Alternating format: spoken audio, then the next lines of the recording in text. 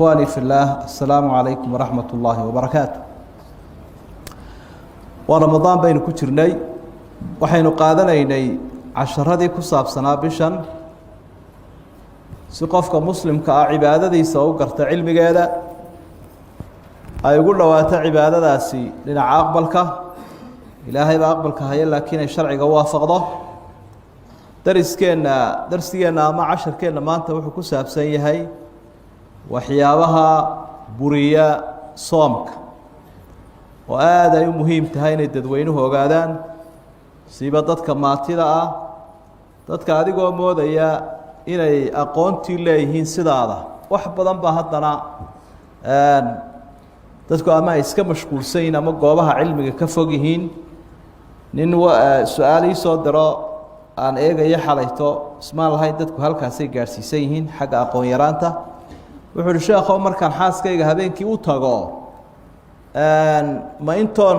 anigoo jinaabaysan salaada soo tukadaan kadib maydhanaya mise salaada ka horban maydhanaya de jinaabada inuu ka maydhaa ay waajib taho salaadu had iyo jeer ay aanay ansaxaynin isagoo de qofku jinaabo leeyahay ama masaajidka aanu jinaabo la tegaynin intaa inaynu casharka iska wada qaybsanahay baan mooday laakiin dadku halkaas ay taagan yihiin hal yaabin marka waxay u baahan tahay in far waaweyn loogu qoro adigu haddaad tahay qof wax garanaya dad halkaa taagan inay jiraan ogow dadka qaarkood baa waxay yidhahdaan su-aalihii bay kugu su-aalo bilaa macnaa bay sheekh ku weydiinayaan oo waqtigii nagaga qaadeen yaa akhi aday bilaa macno kuu tahay daday halkan u taagan tahay baa jiro oo jinaabada salaada ma lala tegayaa maraya oo ma lagu tukanayaa marka haddii aad adigu intan garanayso dadka aan garanayn baa muhiima in loo sheego cilmigana waxa aada ugu sii baahan qofka jaahilka haddaynu ku soo dhowaano waxyaabaha lagama maarmaanka waxaa ka mid a tabiitu niya min alleyl habeenkii qofku inuu soo niyoodo haddaanu niyoon soomkiisii waxbuu ka noqonayaa xadiid saxiixo nasaa-i warinayo nebigu wuxuu ku yihi calayhi salaatu wasalaam man lam yubayit siyaama min alleyl falaa siyaama lah qofku haddii aanu habeenkii soo niyoonin soom uma jiro maalintii waa soomka faralka ah gelinka horaa la niyoon karaa ka sunnaha ah waxaynu sixi lahay niyaduna hadallo la yidhaahdo ma aha ee waa qalbiga anniyatu maxaluha alqalbu oo waa inuu qofkii go-aamiyo un aroorta inuu soomi doono markuu cashaynayo suxuuranayo afurayo intaasaa ku filan salaadda markaad halkan imikaysa soo taagtay dee laguma soo riixin oo turanturo kumaad imanine qasad baad ku timi iyo inaad salaad tukato niyaduna waaba intaaba marka halkan waxaan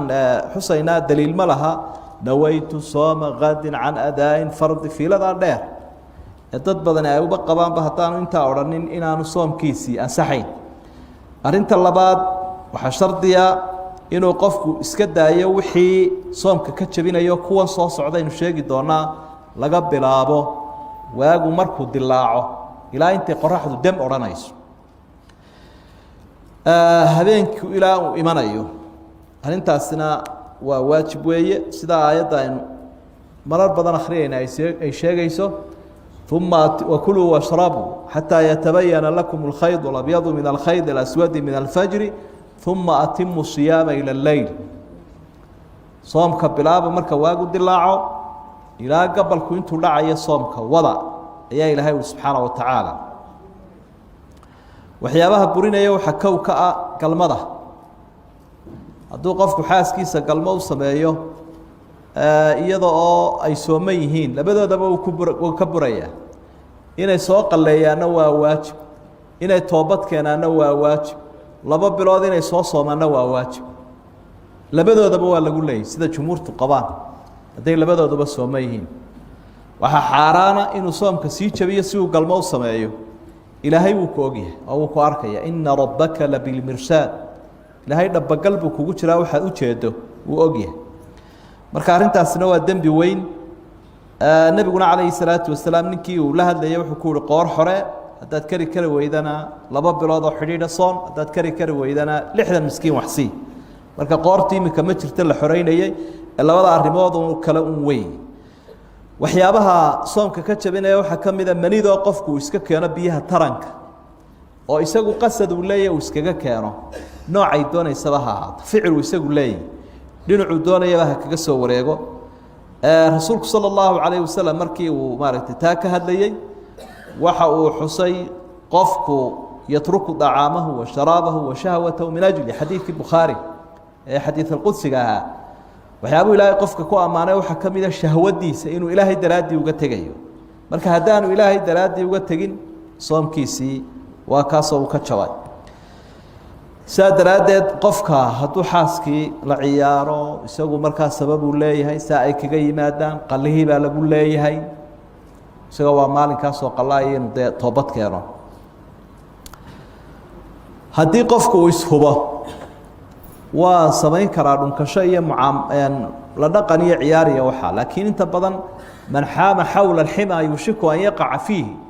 qofka seeraha ku warwareegaa khatar wuxuu ugu sugan yahay inuu ku dhaco baasha nafina waa daciifa waxay gaari kartaa meel aanad qabanayn marka albaabku haynoo kala xidhnaado halkaa qolo waliba gaarkeeda u khalaaweynaysa caaisha waxay leedahay kaana rasuulu llaahi sala allahu calayhi wasalam yuqabilu wahuwa saa'im wayubaashiru wahuwa saa'im walaakinahu kaana amlakukum liirbi bukhaari iyo muslim baa wariyey waxaan taa ku jirin waxaan loo yaqaana ixtiraamka hadduu duhurkii seexdo qofka biyii tarankaa ka yimaadaan soomkiisa waxba ma noqonayo waxa burinayo saddexaad cunista iyo cabitaanka qofku isaga oo u kasaya oo aan macnaha la qasbin oo aan isilowsanayn isagana soomkiisi waa jabayaa sidaa ilaahayba aayadda dee cunitaanka joojiya buu waagu markuu baryo haddii laakiin arrintu ay u dhacday isagoo aan u kasaynin soomkiisi waxba ma noqonayo qofka cuna ee cabba isagoo isilowsan soomkiisa ha dhammaystira buu nebigu uhi calayhi salaatu wasalaam ilaahay baa raashin iyo sharaab siiyo jaanis buu ka faa'idaystay lagulama xisaabtamayo qofka wixii aanu awooddiisa ka baxsan waxyaabaha qofka soomka ka jabinaya waxaa ka mid ah haddii uu dee biyii sanka iskaga shubo xadiidkii laqiid waxa uu nebigu ku yihi wabaaliq fi listishaaqi ilaa an takuuna saa'iman inaad sooman tahay mooyaane biyaha sanka fiif dheh si aad xaggaa sare usoo maydho markaad weysiisanayso laakiin qofku markuu sooman yahay biyaha fiif odhan maayo intaasoo kunbuu maydhaya markaa wixii la odhan jiray sankoo biyaha lagu shubo iyo afkiioo lagu shubo inay isku mid yihiinba halkaa laga faa'iidaysanaya oo laga qaadanaya culimada waxay leeyihiin waxaa la mid ah cunitaankan iyo cabitaankan wixii qofka tamar kordhinaya dhiiggii uu isku shubay guluukoostii uu qaatay dawooyinkii faytamiinka ahaa ee qofka xoojinaya tamartiisa cunitaanunbay xisaabsan yihiin culimada qaarkood waxay ka dhigaan waxyaabaha buriya soomka inuu qofkii istoobo iskuma waafaqsano laakiin waa madhabaha qaarkood markaa inaad iska daysaa fiican oo aanaad dhiig iska shubin oo aanaad istoobin khuruujan min alkhilaaf adigoo khilaafka ka baxaya waxa soomkii toddobaadoo jebinaya inuu ka soo baxo ruuxii dumarka ahayd dhiiggii dhalmada ama caadada way umushay hooyadii soomanaydba iyadoon laba kalifinoo heerkaa markay taagan tahay inay iska afurto ay tahay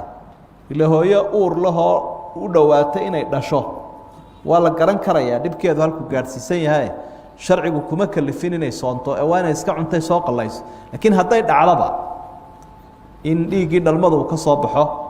ama ilmahaba uu ka soo horeynayey soomkeedii wuu jabayaa inay soontaana ma ansaxayo sidoo kale dhiiggii caadaduna waa la mid